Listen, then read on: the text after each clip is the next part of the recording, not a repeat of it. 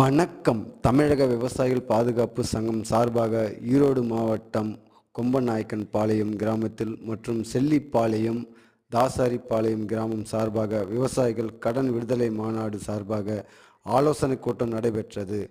இதில் தமிழக விவசாயிகள் பாதுகாப்பு சங்கம் நிர்வாகிகள் கலந்து கொண்டனர்.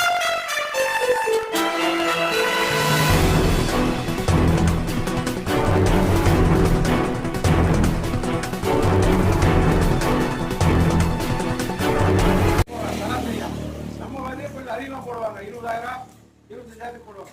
மற்ற மானாவாரி இருக்கவங்க அதிகமாக போடுறதில்ல. இதில் ஒரு 10% இயற்கை விவசாயம் பண்ணுறாங்க, சுத்தமாக போடுறதில்ல.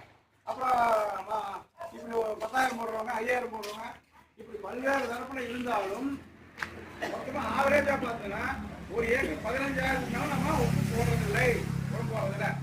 மீறி காசெல்லாம் எங்கே போகுது, எப்படி போகுது அப்படின்னு நீங்கள் கேட்கலாம்.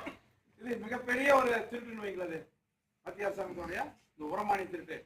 இப்போ இந்த 2,00,000 கோடி உரமானியமாக கொடுக்குறாங்களா, அது ஏழு விடுறாங்கன்னா தொழிலுக்கு பயன்படுத்துறாங்க நிறையா. நன்றி, வணக்கம்.